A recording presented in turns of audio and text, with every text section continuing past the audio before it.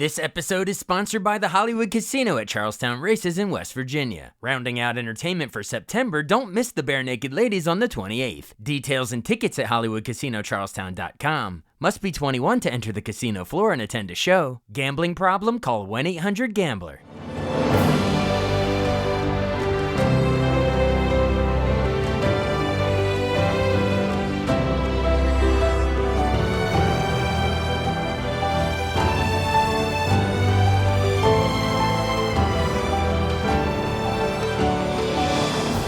Welcome to the newest episode of Beyond the Fame with Jason Fraley. I'm your host, Jason Fraley, picking the brains of the top filmmakers, musicians, and artists of our time. The rock band The Fray is releasing its first new album in 10 years with The Fray is Back, kicking off a comeback tour on the same day at the Lincoln Theater in Washington, D.C. on September 27th. I spoke to drummer Ben Wysocki about the band's welcome return, as well as their biggest hits like Over My Head Cable Car, How to Save a Life, You Found Me, and Never Say Never. Hey, Ben Wysocki, drummer of The Fray. Hey, thanks so much for joining us. So nice to be here, man. Thanks for the chat. Yeah, are you kidding me? This is really cool because they call me Jay Fray. So it's the wow. It's the Fray with Fray, baby. I love it. I don't even get a nickname like that. Oh man, well we can come up with one. What is it? Saki? Maybe Weiss Saki? I don't know. I definitely have nicknames, but not Fray related ones. Yeah. Ah, okay. Well, but you're in the band, so you already got that covered. Well, all joking aside, we're talking because the awesome band The Fray is coming to the Lincoln Theater here in DC. A cool spot rather intimate compared to some places you could play. So this is a big deal for folks to get tickets on Friday, September 27th. I know it's sort of it's timed with The Fray is Back. Your new album comes out September 27th. I think this is like your first album in like exactly 10 years, right? So talk about how this is such a big deal. The Fray is back, baby. Yeah, man. We're so excited to come to DC, and I mean, also that's gonna be the first show of the tour. So we are so pumped. DC's been pretty special for us. We've had so many awesome memories there on tour, in great venues there. So we're pumped. And yeah, man, it's like we've been out of the limelight for a while, and it feels so good to be getting back into the swing of things. Like you said, we released some new music in 2016, but yeah, like the last real full effort was 2014. The last tour was like 8 years ago, really. So there's a lot of awkward newness that we're experiencing, but also like just so grateful and excited to be able to still do this. It's incredible, man. We're kind of pinching ourselves, so we're pumped.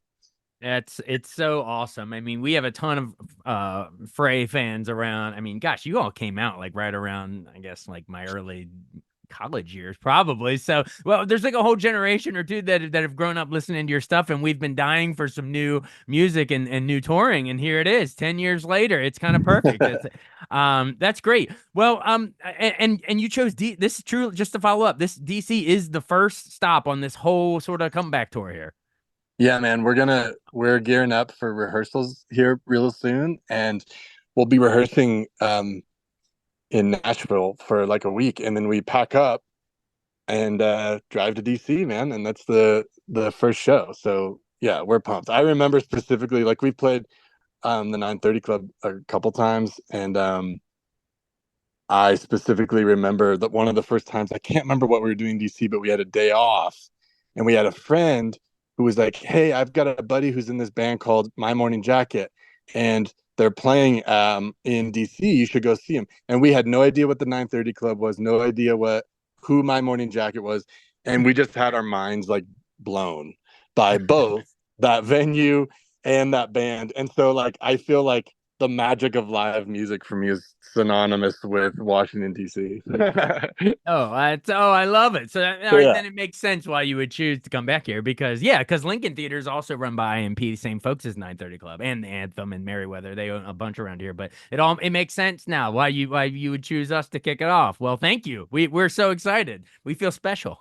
Yeah. Well, tease some of the songs and I want to give you an opportunity. I assume we'll hear all the hits from over the years, but also I want to give you a chance to tease some of the new songs that we're going to hear off the new one. Do you want to pluck one or two, name check one or two of them? Yeah, well, I know for sure. I mean, we'll absolutely play.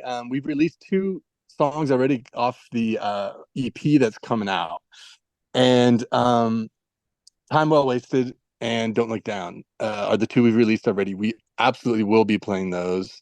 And we've been playing those over the summer. We've been doing a bunch of like shows over the summer, kind of warm up shows, some fairs and festivals and stuff just to kind of knock the rust off. And we've been playing those songs live as well as a couple others from the EP. And it feels so good. And it's so exciting to mix some new into everything. And you're right. Yeah, we'll play the songs that you know, are important to the identity of the Fray that is already known. And yeah, we'll play those two new ones as well. We're rehearsing some covers, some cover ideas that we may mix in there. There's another new song that's on the EP coming up called Same Thing that we were playing it live at some of these shows before we even finished recording it, and it felt like just really natural. It kind of feels like, a no-brainer. Like of all the new songs, there's a lot of new energy, new vibe. And although that one is new, it feels really familiar. It feels like for us to play it is like, oh yeah, I feel like I've been playing this song for 20 years, so that feels good, man. And we're excited to kind of like hone it all in rehearsals these next couple weeks, and then hopefully come out swinging. I love it. I love it. Well, there you go, folks. There, pick up the new stuff and then come see it live on the 27th. First show of the tour in DC, baby. Let's do it. Um, Absolutely. Awesome. Well, whenever I have a famous band like yourself on, in addition to, promoting the hell out of the new show, the concert that's coming up, I always love to at least, touch on some of the greatest hits and career highlights over the years and stuff. So I know you were born in Yeah. what, November 84. You were born a month after me. We're basically the same age. And so what sort of stuff did you listen to growing up before you met the guys? Like what was sort of your inspirations? Yeah, well, it's funny. Dave, the guitar player, he and I have known each other since like the fourth grade. So I wasn't listening to a lot of music before I met him. He and I kind of grew up musically together. So a lot of what I'm about to mention, I was probably the exact same for Dave, and ended up being, in the formidable days of the Fray, about half of the influence that was being pumped into the music we were making. But in junior high, and like when I really had a concept of like, okay, I'm playing drums, I want to be in a band.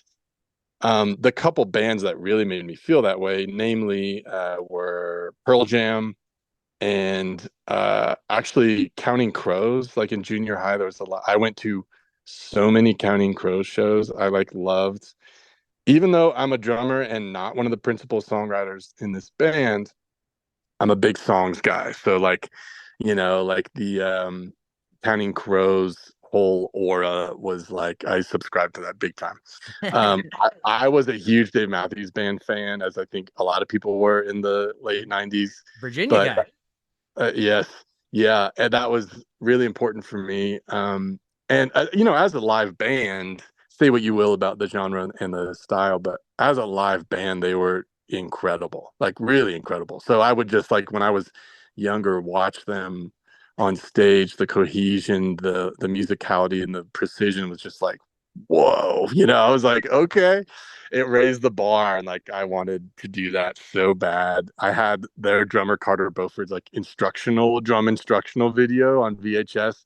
And then we actually it was, yeah, VHS. We actually got to open for them in Las Vegas. And it was so rad. It was like a cool full circle moment to like set my kid up in front of his, and it was amazing. Yeah, it was amazing. So the Pearl Jam, Counting Crows, Dave Matthews Band, and then it evolved. It's like all I've ever done is listen to music. It evolved. It's like Radiohead was vital to my musical maturing, and on from there. But yeah, like I mentioned earlier as well, like live, as far as live bands go, My Morning Jacket, incredible. Now currently like the War on Drugs, but this is getting a little bit more like now, Yeah, you yeah, know. Well, Yeah. yeah, you're always going to be influenced by bands throughout, and that's never going to stop. That's never going to stop. But I Nope. always love to hear sort of those early ones for sure that set you on your way. All right, so you're growing up in Colorado, and then the band formed in Denver in what 2002, I think. Isaac Slade and Joe King, I guess, and then you join in shortly after, right? Didn't you all go to school together?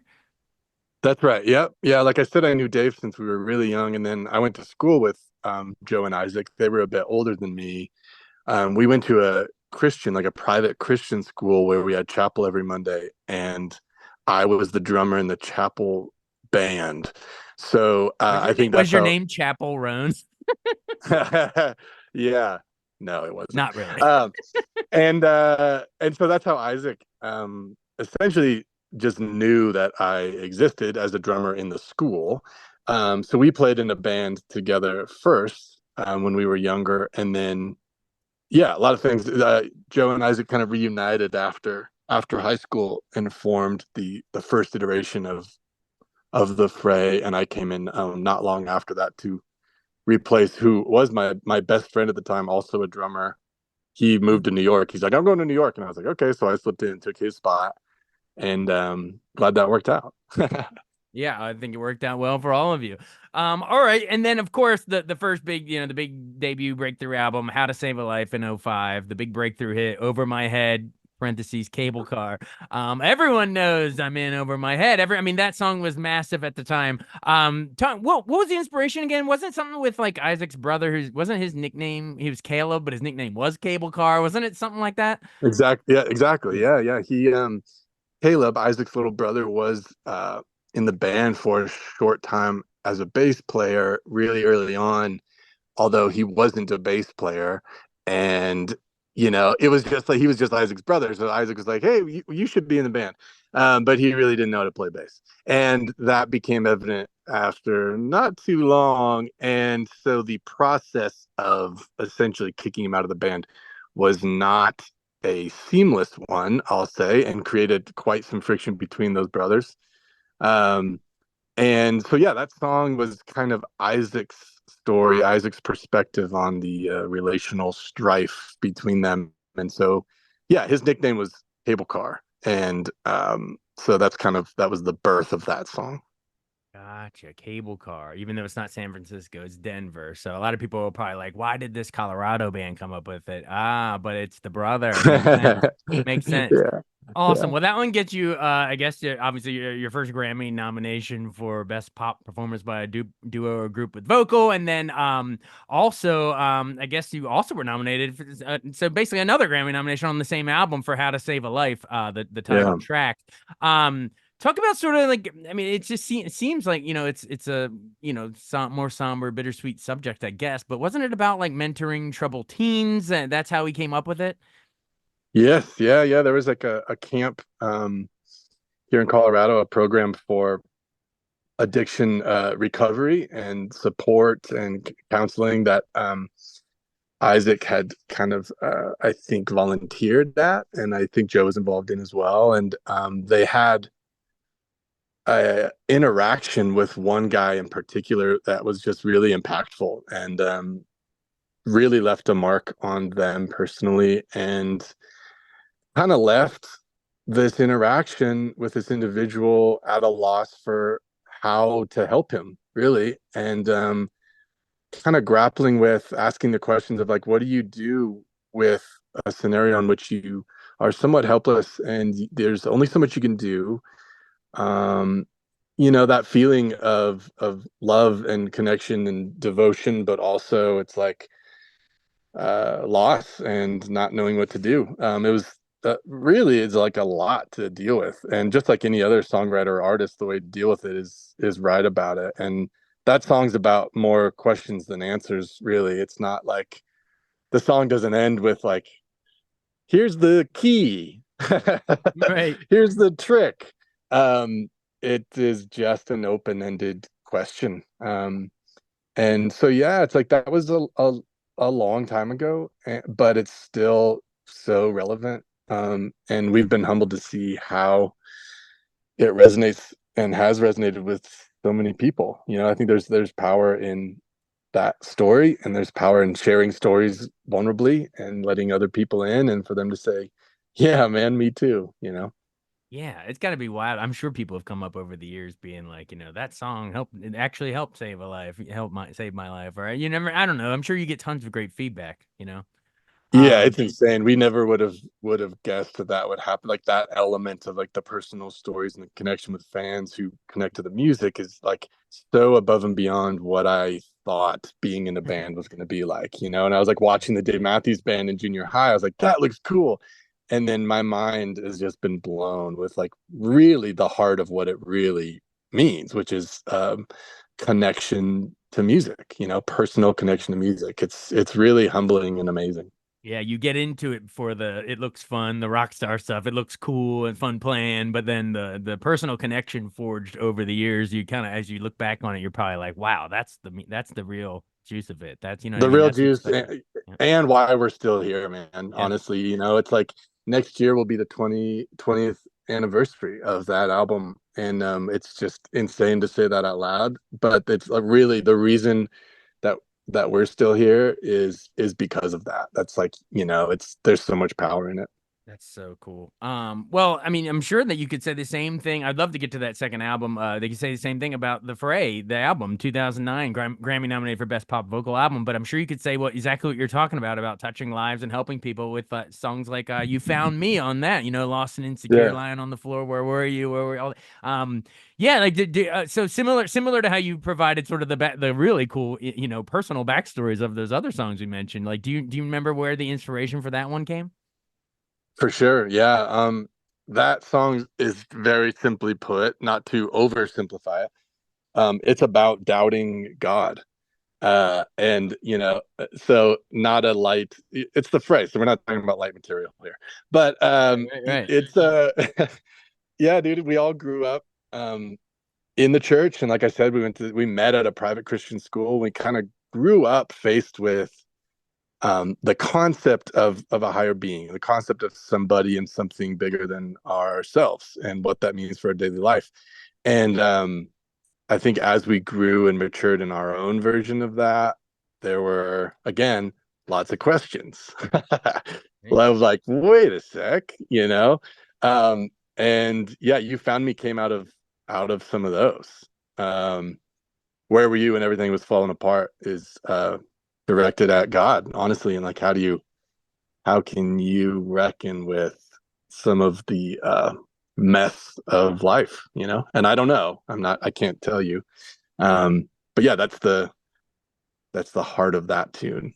Gotcha. Wow. See, we've been singing that all these years, and I didn't even know about the Faith Christian Academy backstory and all and all those religious undertones in that too. So basically, it's sort of the where were you is like a Jesus Christ, why hast thou forsaken me on the cross at the end, or I'm trying to think of another example, like a Cool Hand Luke in the church, like at the end. But you know what I mean? I Like love it's it. basically looking up. That's all a Jesus allegory, by the way. Remember he eats the eggs and he's posing. Anyway, but Absolutely. but but yeah, but I mean, but that's what that is. That's so cool. So it's one of it's like our mere mortals being trying to make sense of why bad things happen to us in the world and looking to God saying, "What? Where were you?" Wow, that's deep. That's Yeah. deep. Well, I'll say that's where it came from, but I want to be Right. careful as to not, you know, close the door on how people connect Sure. with it for themselves, because somebody might hear that and it might mean something totally different to them.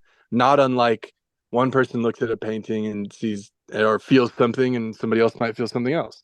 Right. And that's what's so cool about art and music. It's like, you know, that's where the story came from. But that is certainly not the only thing to leave with, you know.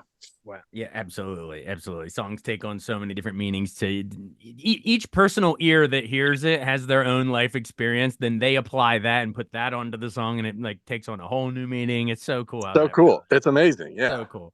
Well, I'd be remiss if I don't mention on that same album "Never Say Never," which was a huge song. I guess probably other people know it as "Don't Let Me Go." Don't let me go. But it earned you Yeah. your fourth Grammy nomination. That song it lost to them damn Black Eyed Peas for "I Got a Feeling," but that was a big song Yeah. that year. I Big guess I could. song. Big That was a song. big Yeah. song. Yeah. Fill up my cup, drank, Mazel Tov.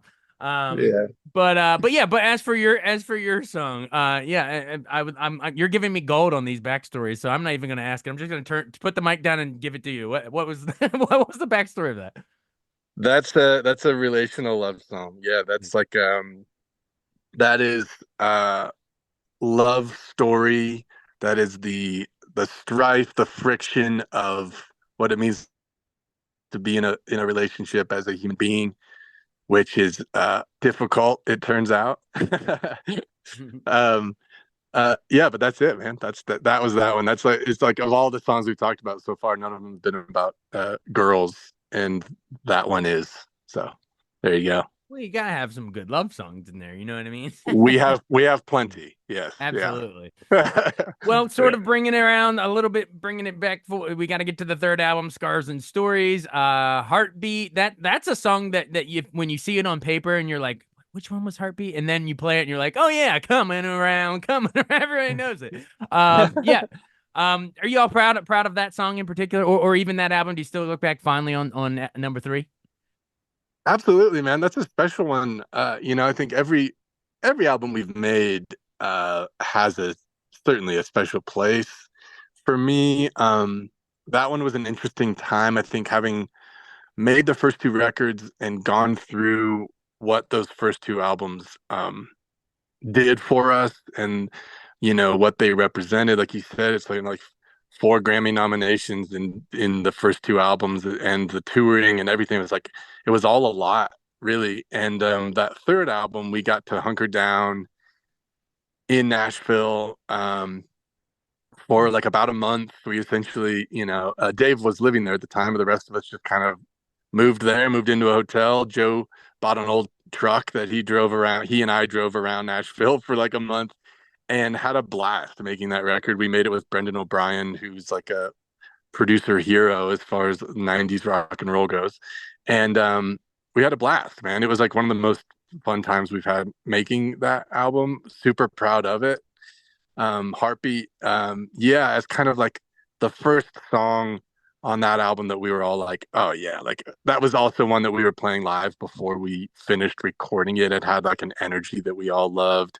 Isaac had gone to Africa. He'd gone on a trip to Africa and came back with like all this inspiration. He was like, the verse sort of paints the picture of some of his time down there and his experience with some people. And he came back just so fired up from that trip. So we were working on the writing before we went to Nashville to record. And that song, from the beginning, everybody was like, oh man, it just felt good. There was really great energy to it. And still, like this summer, playing that song, yeah, live on stage, it feels great. Yeah, we love it. Awesome, awesome. Well, you've been so generous with your time. I really, really appreciate you joining us. I guess bringing it full circle. What is to the fourth album? Is it Helios? How do I say it? Helios. Yeah. Helios, 24, yeah. yeah, Yeah. 2014. Like we mentioned at the top, that was your most, hard to believe, 10 years ago, but that was your most recent, official full studio album. And if folks That's maybe right. remember Love Don't Die and Break Your Plans and some of the singles released off that. But yeah, I mean, how do you view that album in your overall, career trajectory, discography? I guess I should ask, why was it the last one? Did you just love it so much that you're like, all right, let's leave it alone after that? Can't top it. No. No. In Was it the fact, opposite? no, certainly not. It's like there are some moments on that record that represent some growth and experimenting, and sort of the beginning of us trying some new things that felt really exciting. And I look back on that. It's crazy that that was 10 years ago. I look back on that as like the beginning of like, oh, let's try some new stuff. And we sort of reacclimated to a little bit of a different way to record songs, and started accepting, like, what we've known the Fray to be. Maybe it could mean something different, and maybe the drums don't always have to sound this way, and maybe instead of a guitar it can be this, and like started kind of branching out, and it was really exciting. And unfortunately, after that, Isaac had to make some personal changes for himself, which is really what just led to the hiatus and the amount of time that's passed since that record. But creatively, no, it felt like I'll speak for myself. I'm not sure if the other guys felt this way, but I feel like that album sort of sparked, like, we finished it and I was like, oh, I want to do that again. Like, it made me so curious. And so in a way, getting back in, with Joe and Dave just over the last couple of years, making some new music again, felt kind of like a continuation of that energy that was started with Helios 10 years ago. Some of that felt frozen, like it was frozen and put on a jar, and we're now taking it off, taking the lid off. We're like, whoa, let's go, let's keep going. So yeah. Cryogenically frozen, like you're in the same state you were, but now, but I don't know, but you've done a lot I of liquid wish. growing, and yeah. 10 Oh years yeah. later, plus if you add the pandemic, that counts for like double years. So probably it feels like more than 10 years. Well, that's what's cool is like it's like there's this creative energy that feels like, yeah, like we're just now tapping back into it, but we're tapping back into it as different people. So much time has passed, so much life, as friends and brothers and dads, there's just like 10 years, a lot happens in 10 years. And so it's cool to now dive back in creatively with so much more life under our belt, a decade more of life under our belt that we can put into the music we're making now. It's awesome. That's awesome. Well, from J Fray to the Fray, literally, I'm laughing because when I tweet out the link to this interview, it's going to say J Fray. Oh, you have Fray. to. There's gonna be a lot of Fray. I love it. Yeah. We're above the Fray here at the Lincoln Theater on Friday, September 27th. Thank you so much, man. This was so much fun. I guess in closing, pretend I'm not even here. Speak directly to the listeners. Invite them out. Be like, hey, DC, this is our first show back in 10 years. Come out. Whatever you want to say, but talk directly to them. Yeah. Washington, D.C. Listen, this has been from the Fray. We haven't been there in a while. It's been a while since we were there. We can't wait to get back. We're going to play your city first on this tour. So before we're all tired and jaded, you need to come and see us fresh. It's going to be awesome. Can't wait to see you guys. Awesome. Again, everyone, Ben Wysocki, drummer of the Fray, the band is coming back to do The Fray is Back, the tour and the new album at Lincoln Theater, Friday, September 27th. I believe the album drops the same day, right? Yeah, that's right. Yeah, big day. Big day. Wow. Pick it up, download it on your phone, like on your way to the show or something, or on the way out of the show. To see him, maybe you want to see him live first, melt your face, and then pick it up on the way home. Whatever order you do it, it's so cool that we're here for the first day. I'm so excited. Awesome, man. Thanks, man. I appreciate you doing half hour almost with us. You rock. Oh, all good. Thanks for chatting, and really appreciate the time, man. And we can't wait to get there and get some of these songs in front of you guys on stage. It's gonna be amazing. Awesome. Yeah, hope to see you there if it works out, bro. You rock, Ben. Thanks. Yeah, see ya. Thanks so much for listening to Beyond the Fame with Jason Fraley. Our theme music is Scott Buckley's Clarion. Remember to give us a 5-star rating if you like what you hear. We'll see you next time.